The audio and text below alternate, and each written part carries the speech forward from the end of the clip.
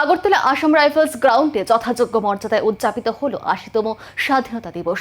অনুষ্ঠানে উপস্থিত ছিলেন মুখ্যমন্ত্রী প্রফেসর ডক্টর মানিক সাহা সহ রাজ্য সরকারের বিভিন্ন দপ্তরের উচ্চপদস্থ আধিকারিকরা।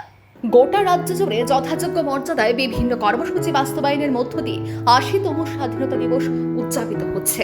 বরাবরের মতো রাজ্যের মূল কর্মসূচির অনুষ্ঠিত হয়েছে আগরতলার আসাম রাইফেলস ময়দানে, যেখানে জাতীয় পতাকা উত্তোলন করেন রাজ্যের মুখ্যমন্ত্রী প্রফেসর ডক্টর মানিক সাহা।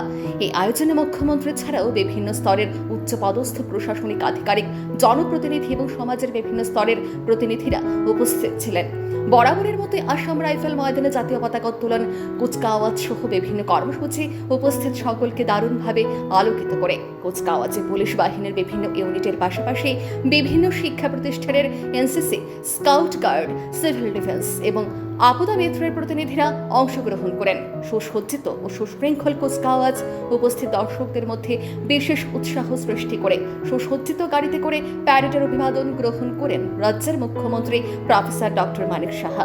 বিভিন্ন বিদ্যালয় থেকে আগত ছাত্রছাত্রীরা দেশাত্মবোধক গান, নৃত্য, বিভিন্ন সাংস্কৃতিক পরিবেশনার মাধ্যমে স্বাধীনতা দিবসে তাৎপর্য তুলে ধরেন। ছোট ছোট পড়ুয়াদের মনোজ্ঞ পরিবেশনা উপস্থিত দর্শকদের বিশেষভাবে আকৃষ্ট করে। আসাম রাইফেলস ময়দানে নিজের আলোচনায় রাজ্যের মুখ্যমন্ত্রী প্রফেসর ডক্টর মানিক সাহা দেশবাসী সহ রাজ্যবাসীকে সর্বপ্রথম স্বাধীনতা দিবসের শুভেচ্ছা এবং অভিনন্দন জানিয়েছেন।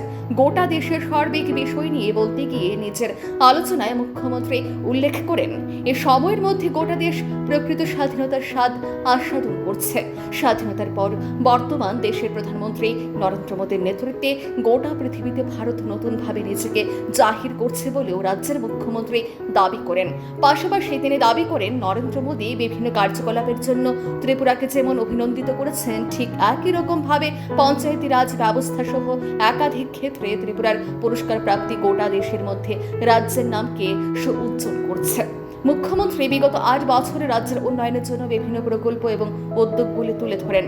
তিনি বলেন, সামাজিক, অর্থনৈতিক, পরিকাঠামোগত উন্নয়নের লক্ষ্যে সরকার কাজ করে চলেছে। পরিবহন ব্যবস্থায় রাজ্যে আমূল পরিবর্তন এসেছে। স্বাস্থ্য পরিষেবার দিক দিয়েও সরকার রাজ্যের হাসপাতালগুলিকে আধুনিক মানে গড়ে তোলার উদ্যোগ গ্রহণ করেছে।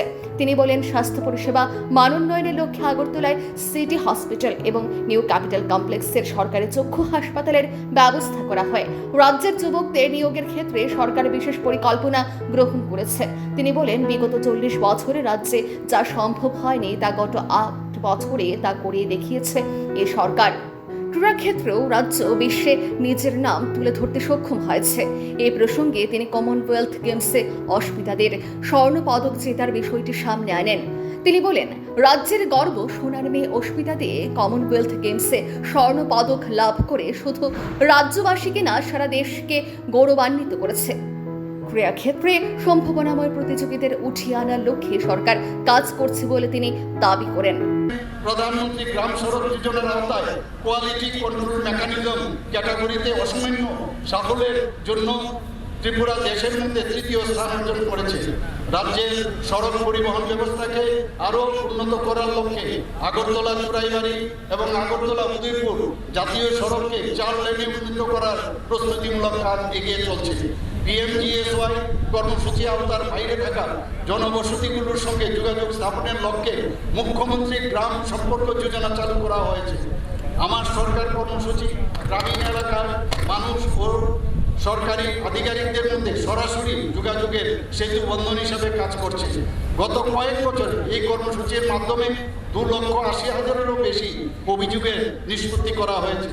রাজ্যের মোট 2,55,000 হেক্টর কৃষিযোগ্য জমির মধ্যে 1,24,000 হেক্টর জমিতে সেচ সুবিধা সম্প্রসারিত করা হয়েছে। গত বছর আরও অতিরিক্ত 1,484 হেক্টর কৃষিযোগ্য জমিকে জলসেচের আওতায় আনা হয়েছে। বন্যাপ্রবণ জনবসতিগুলিকে রক্ষা করতে সংশ্লিষ্ট এলাকার বিভিন্ন নদী ও ছড়ার যে পার বরাবর 42 কিলোমিটার এলাকাব্যাপী 193টি ভূমিক্ষয় রোধী ও বন্যা প্রতিরোধমূলক ব্যবস্থা গড়ে তোলার কাজ হাতে নেওয়া হয়েছে। রাজ্যের 6,49,000 গ্রামীণ পরিবারকে পানীয় জলের সুবিধা প্রদান করা হয়েছে।